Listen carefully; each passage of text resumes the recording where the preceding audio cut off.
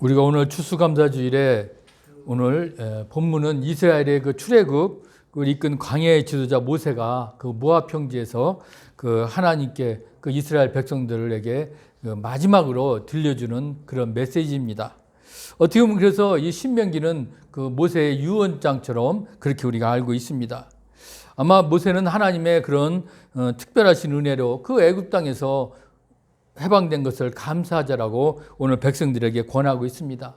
그들이 이제 가나안 땅에 들어가서 정착한 후에 농사를 짓고 이제 수확을 할 것인데 그것을 어떻게 해요? 그것을 첫 수확을 제물로 삼아서 하나님께 제사를 드리라고 오늘 명령하고 있는 겁니다. 오늘 그렇기 때문에 이 말씀은 이스라엘 민족이 그 하나님이 약속하신 땅 가나안을 정복한 후에 그들이 이제 농사를 짓고 추수를 했을 때 어떤 마음으로 어떻게 이제 살아야 될 것인지를 오늘 권면하는 그런 말씀이기도 합니다. 그렇다면 하나님이 원했던 그런 추수의 감사가 무엇인지 오늘 이 모세가 이스라엘 백성들에게 주신 말씀을 통해서 우리가 오늘 추수의 감사절에 그 감사의 의미를 우리가 다시 한번 깨닫는 그런 시간이 되기를 주의 이름으로 부탁합니다. 먼저는 나의 과거를 기억하라는 것입니다.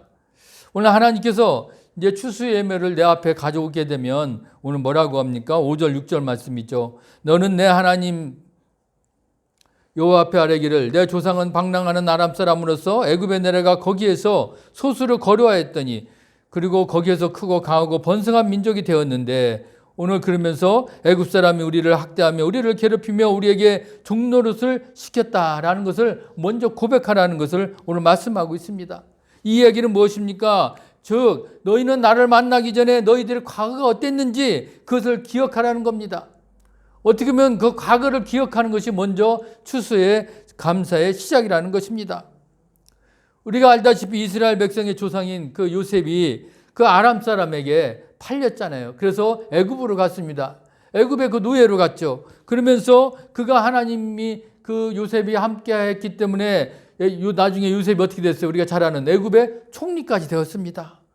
그리고 그 애굽의 총리가 되어서 보니까 그 자신의 그 가족들, 그 이스라엘에서 얼마나 그 고생을 했습니까? 그 가족을 어떻게 해요? 결국 요셉이 다 데리고 왔잖아요. 그때 데리고 올 때 그 이스라엘의 그 자신들의 그 가족 숫자가 70명이었어요. 그런데 애굽 땅에 와가지고 그들이 어땠습니까? 이제 출애굽할 당시 이스라엘 백성들이 얼마나 됐어요? 60만이 되었다는 거예요. 어떻게 보면 아브라함이 이미 어떻게 내 민족을 내가 창대하게 하리라 그 말씀을 그대로 이루어 주셨다는 것을 알 수가 있습니다. 이제 이 사실을 이스라엘 백성들이 생각할 때마다 그들은 하나님 은혜에 감사할 수밖에 없었다는 겁니다. 여러분 그렇다면 우리들의 과거는 어떨까? 한번 생각해 본 적 있습니까? 근데 우리 한국 사람들은 이게 좀 기억력이 금방 잊어버리는 글쎄요, 그게 좋은 점도 될 수 있지만 또 단점도 될 수 있을 것입니다. 너무나 쉽게 잊어버린다는 겁니다. 여러분 우리나라가 전 세계에서 지금 몇 번째 경제 대국입니까? 2020년도에 그 IMF에서 발표한 경제 GDP 규모가 세계 10번째 국가잖아요. 10번째 그런 대규모를 가지고 있는 경제 대국이 되었습니다. 그런데 우리가 멀리 볼 필요도 없어요. 한 두세 대, 100년 전만 해도 여러분 우리들이 어떤 모습이었습니까? 100년 전 한국은 언제나 봄철이 되면 먹을 것이 없었어요. 정말 배고픔에 굶주렸잖아요. 그래서 보릿고개라는 그런 말도 나오지 않았습니까? 그래서 사람들은 굶어 죽지 않으려고 자기 발로 부잣집을 찾아가 스스로 종이 되기도 했다라는 겁니다. 90년 전에 어떻습니까? 나라를 잃고 일본 제국주의 통치를 받고 사랑하는 아내와 딸 다 위안부로도 보내고 내 남편 아들은 전쟁의 총알바지로 강제징용으로 끌려가만 했습니다. 그러다가 76년 전인 1945년 8월 15일 광복을 맞이했지만 그래도 한국은 어때요? 여전히 가난한 나라였습니다.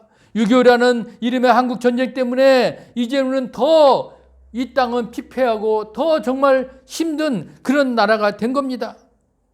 그런데 76년 후에 지금 대한민국은 어떻습니까? 세계에서 10번째 큰 경제 대국으로 성장한 겁니다.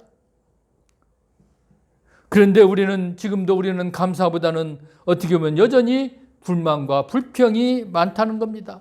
흰쌀밥에 고깃국만 먹으면 행복할 것이라고 이제 생각했는데 이제는 100만 원짜리 휴대폰을 손에 들고도 갖고 있는데도 불평하고 불만이 넘칩니다. 왜요? 과거를 기억하지 않고 지금 나에게 주어진 것에 감사하지 않고 끊임없이 주변과 비교하면서 더 크고 더 좋은 거 더 가지려는 그런 욕심만 지금 가득하다는 겁니다. 그런데 그럼 우리에게 하나님은 오늘 말씀하시는 거예요. 뭐라고요? 내 과거가 어땠는지 기억해봐라. 그것이 감사의 시작이다라고. 오늘 이스라엘 백성들에게 분명히 얘기한 겁니다. 너희들이 과거 좀 전에 어떤 모습이었는 사람들이었는데 지금 너희들이 여기까지 왔는데 이제 앞으로 어떻게 살아야 될 것인가 되려면 어떻게 해요? 먼저 너희 과거를 기억하라. 우리들이 옛 모습을 먼저 기억하라는 그 말씀에 오늘 우리가 우리의 과거를 한번 기억해 보는 것이 감사의 시작임을 여러분 기억하시길 주의 이름으로 부탁합니다. 두 번째는 뭡니까? 하나님의 은혜를 기억하라는 겁니다. 오늘 추수 예물을 가져오면서 오늘 또 계속해서 뭐라고 그럽니까? 7절에서 9절까지 말씀이죠. 우리 여호와께서 우리 음성을 들으시고 우리 고통과 신고와 압제를 보시고 여호와께서 강한 손과 편팔과 큰 위험과 이적과 기사로 우리를 애굽에서 인도해 내셨다 하는 겁니다. 그래서 곧 젖과 꿀이 흐르는 땅으로 우리를 주셨다 이렇게 오늘 말씀하고 있는 겁니다.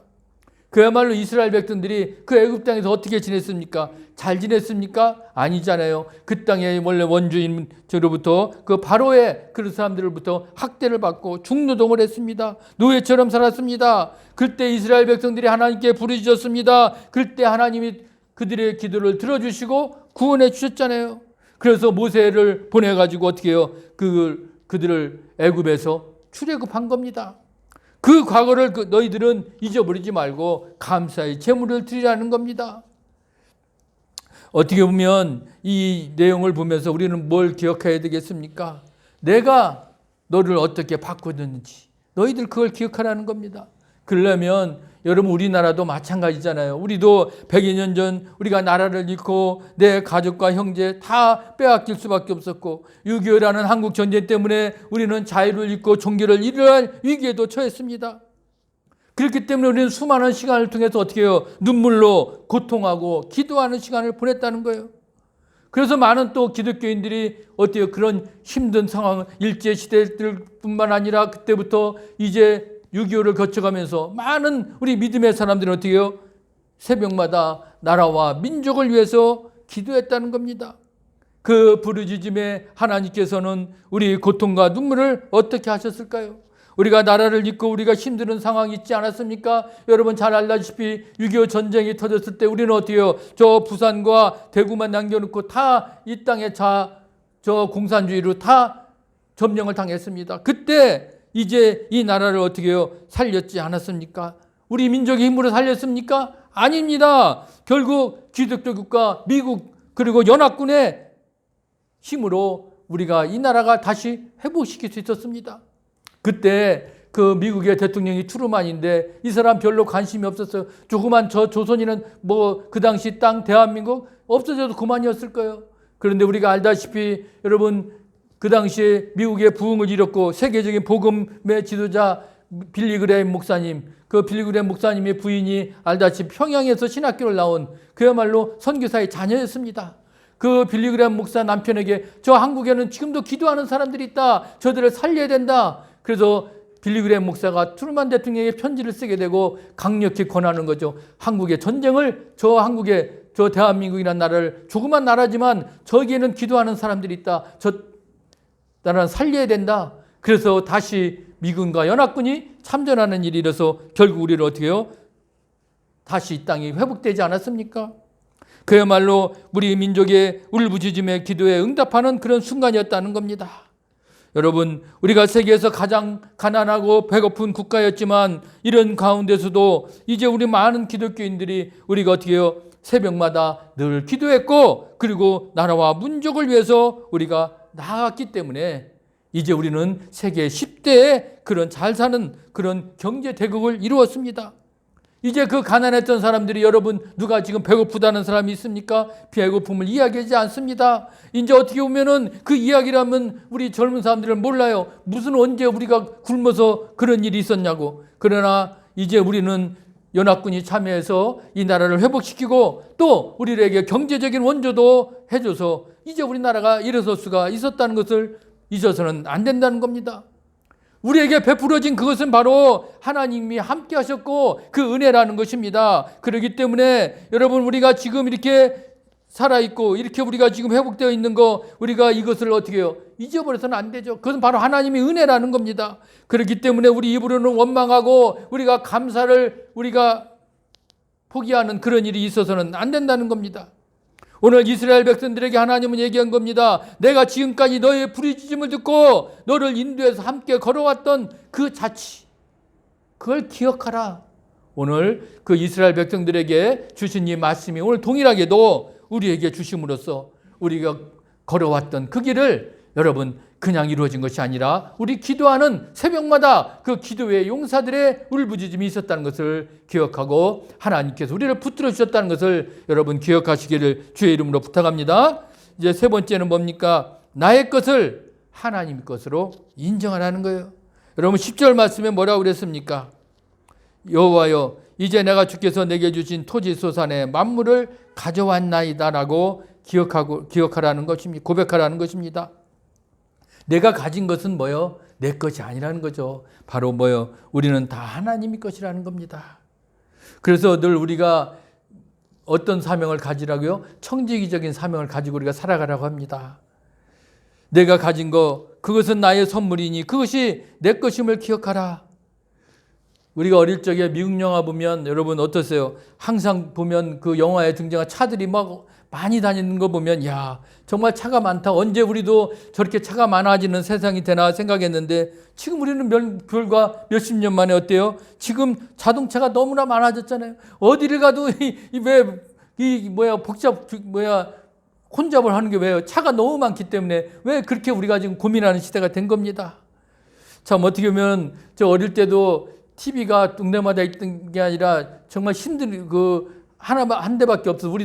우리 동네는 하나 저희 집만 있어서 막 사람들이 뭐 경기만 하면 와서 막 보느냐고, 심지어 유리창까지 깨진 적이 있어요. 그랬던 곳이 이제는 어떻게 우리 집집마다 텔레비가 각 방마다 있습니다. 이제 우리가 그렇게 된 나라를 지금 살아가고 있잖아요.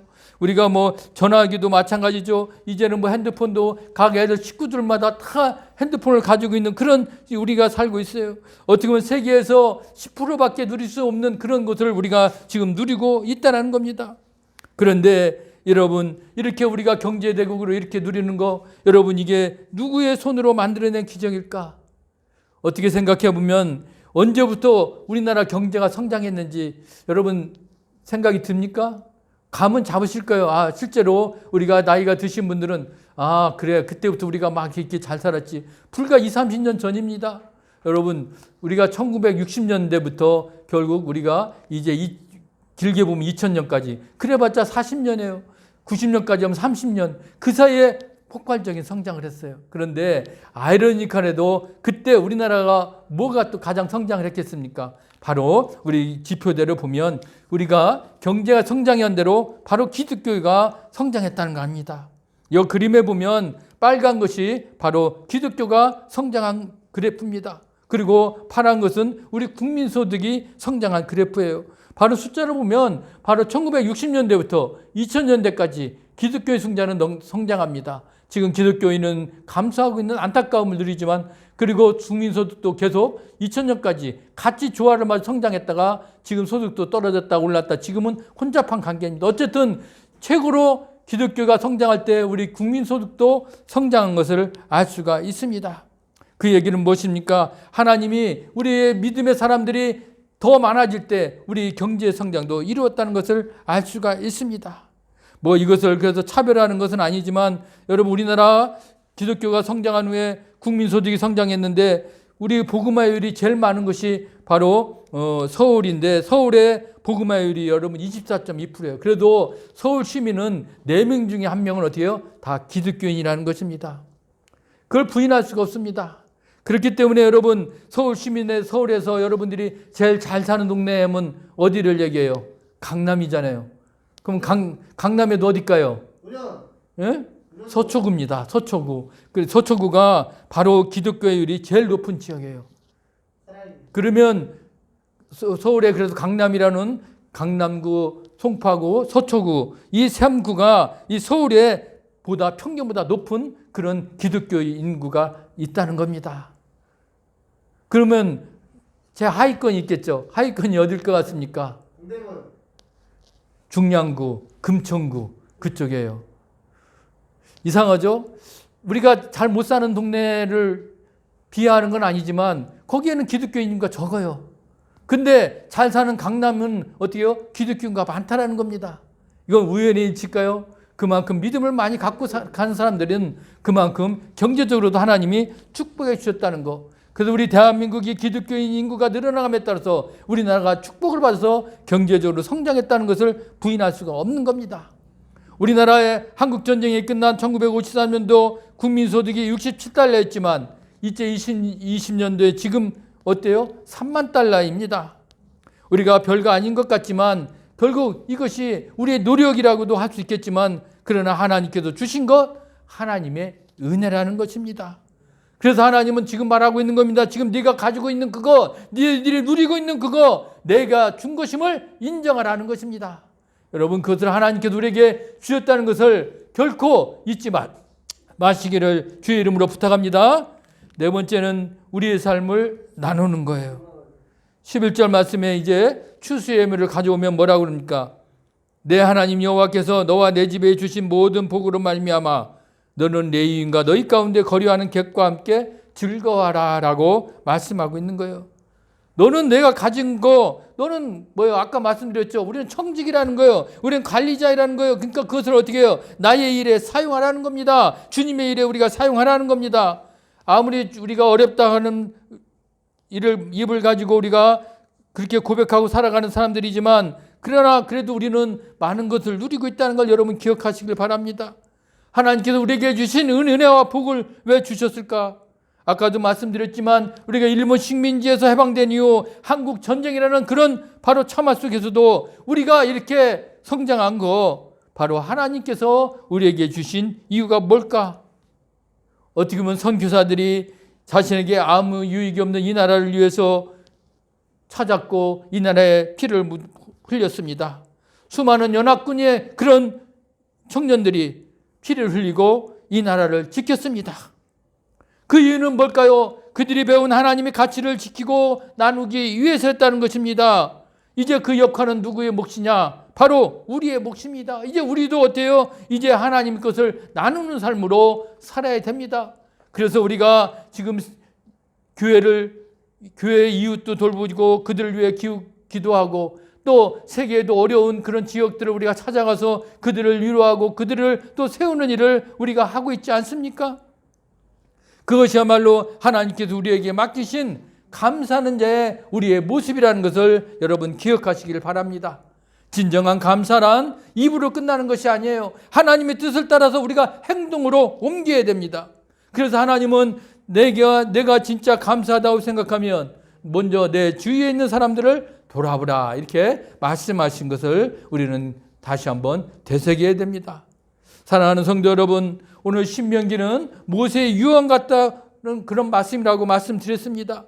이제 가나안을 정복하게 될 하나님의 자녀가 바로 하나님의 은혜를 기억하면서 내가 가진 거 모든 것은 다 하나님의 것이라는 것을 인정할 때 네가 그런 청지기적인 관리자로 내가 내 것을 사용할 때 그때 그것이 감사라고 오늘 말씀하고 있습니다. 이제 2021년 한 해 이제 우리에게 베풀어 주신 하나님 은혜를 감사하는 오늘 추수감사주일입니다. 오늘 하나님께서 나에게 베풀어 주신 은혜가 무엇인지 여러분 한번 깊이 생각하는 그래서 과거를 기억하면서 우리가 감사하는 시간이 되길 바랍니다. 또 우리 삶에 부족한 것이 많이 있을 수 있습니다. 그러나 그 부족함보다도 우리에게 베풀어 주신 것이 많다는 것을 기억하고 오늘 내가 가지고 누리는 것도 다 이것이 내 것이 아니라 하나님의 것임을 우리가 감사하면서 우리가 이웃을 돌보며 잘 사용하며 나아갈 때 하나님께서 우리들에게 부족한 중에도 오늘 드려지는 이 감사를 통해서 우리가 2021년 남은 기간과 또 2022년에 또 한 해가 더욱더 풍성한 주님의 은혜로 채워줄 줄 믿습니다. 그렇게 감사의 그런 마음으로 우리 한 해를 마무리하면서 나아가시기를 주의 이름으로 간절히 축복합니다. 아멘.